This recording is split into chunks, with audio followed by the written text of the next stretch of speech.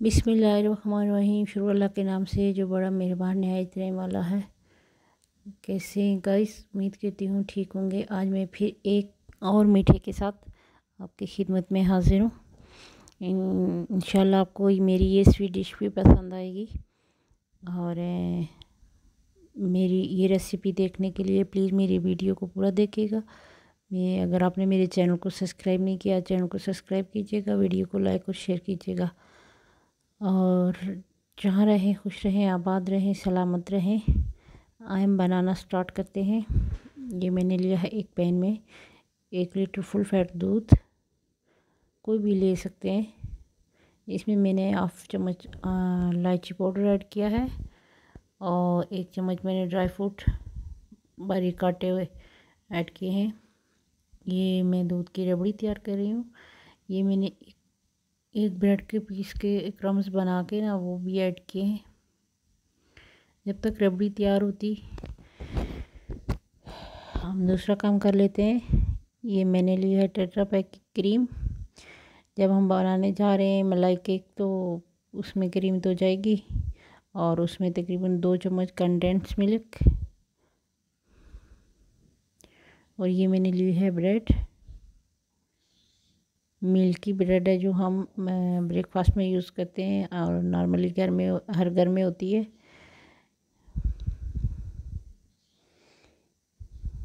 ये वो है, इसके किनारे कट कर लेंगे।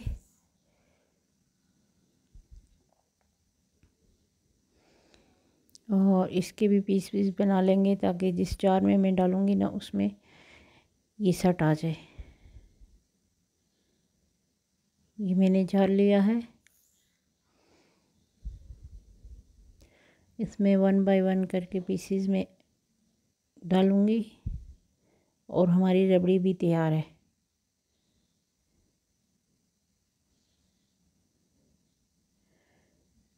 ये रबड़ी डालूँगी ना जब ब्रेड पे, तो ब्रेड सारी रबड़ी जज़्ब कर लेती है। ब्रेड हर चीज़ को जल्दी जज़्ब कर लेती है, चाहे वो ऑयल है, चाहे वो दूध है, जो भी चीज़ हो ना, ब्रेड उसको जल्दी जज़्ब कर लेती है। अब इसके ऊपर जो रबड़ी है वो नीम गरम है, गरम रबड़ी नहीं डालनी है आपने। उसके ऊपर मैं ये जो मैंने क्रीम बना के रखी थी कंडेंस मिल्क के साथ मिक्स करके वो डाल रही हूँ।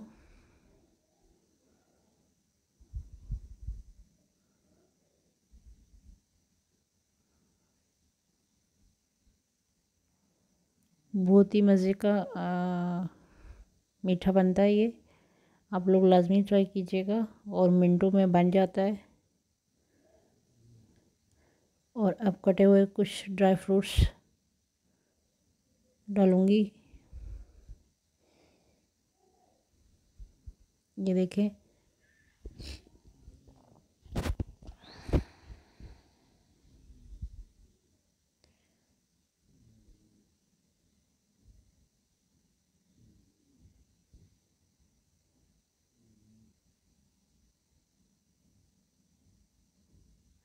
कोई भी जगह खाली नहीं छोड़नी।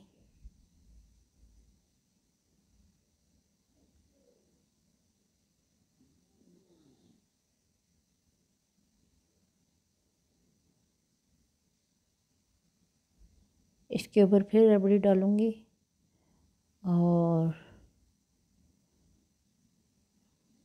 फिर एक बार क्रीम लगाऊंगी।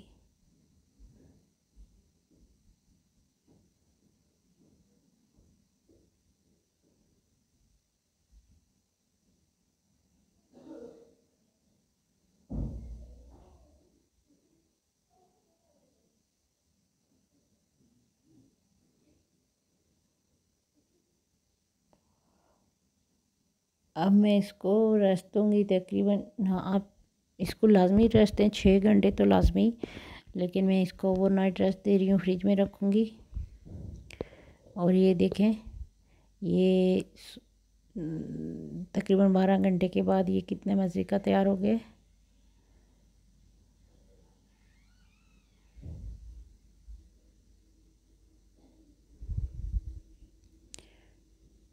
और इसको मैंने डेकोरेट किया है फूलों की पत्तियों से।